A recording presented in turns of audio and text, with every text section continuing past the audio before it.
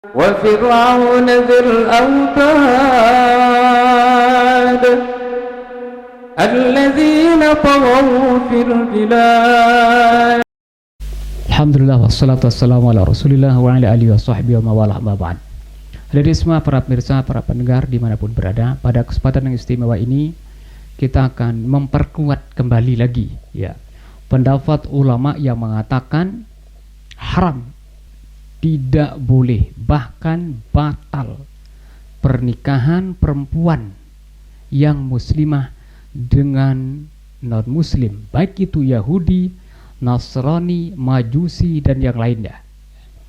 Nah, untuk memperkuat pendapat ini kita akan membaca kitab Al-Mawsu'ah Al-Fiqhiyah jilid yang ke-7. Di sini menjelaskan tentang masalah haram, tidak boleh, dan bahkan batal pernikahan perempuan yang muslimah yang beragama Islam dengan non-muslim, apapun itu agamanya. Nah, di sini dijelaskan butlanu zawajil ahlil kitab bil muslimat. Batal. Berarti kalau batal berarti tidak sah. Kalau tidak sah berarti otomatis kalau melaksanakan hubungan nanti, hubungan badan, otomatis itu menjadi zina.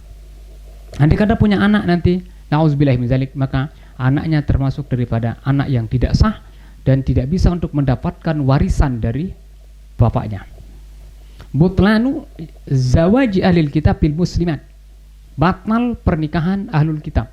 Ini jelas mengatakan ahlul kitab, Yahudi, Nasrani dari pihak laki, bil muslimat dengan perempuan dari pihak yang muslim.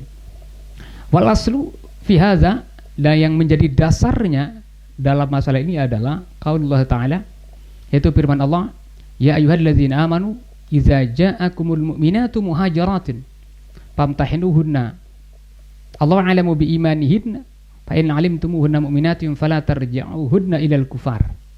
Fa in 'alimtumuhunna mu'minatin, kalau kalian sudah meyakini, mengetahui setelah diuji bahwa perempuan itu adalah mukminat, yaitu orang-orang yang sudah beriman masuk Islam, fala tarji'uhunna ilal kufar, maka tidak boleh kalian itu kembalikannya kepada orang kafir.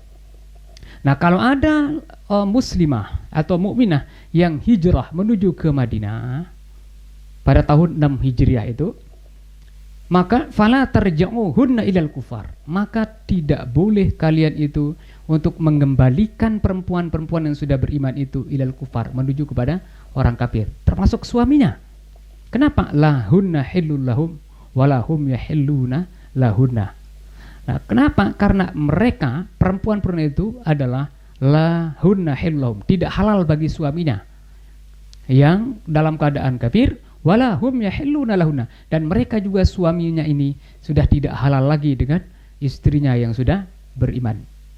Nah, qala al-mufassirun fi tafsiril ayah, ya, ulama tafsir di sini di dalam mentafsirkan ayat fala tarji'uhunna ilal kufar, maka jangan kalian itu ya mengembalikan kepada orang kafir, ai lam yuhillallahu, Allah tidak menghalalkan mukminatan, perempuan yang beriman kepada Allah, yakni muslimah, likafirin kepada kafirin, kepada orang yang kafir. Wala nikah mu'minin limusyrikatin, dan di sini tidak dibolehkan juga nikah orang yang beriman kepada al-musyrikah. Musyrikah di sini adalah orang yang selain daripada ahlul kitab. Nah, sehingga sepakat ulama ya mengatakan tidak boleh kalau perempuan itu muslimah, tidak boleh nikah dengan siapapun itu yang non muslim. Hanya saja ada terutama sekali dari kalangan ahli filsafat yang saya baca, salah satu diantaranya namanya Aminah Nasir, yang mengatakan bahwa boleh perempuan yang muslimah itu dinikahkan atau nikah dengan laki-laki, tapi syaratnya Yahudi dan Nasrani. Tetapi pendapat ini dibantah keras oleh ulama-ulama terutama sekali yang ada di Mesir, termasuk diantaranya adalah Syekh Ali Jum'ah. Kenapa dibantah?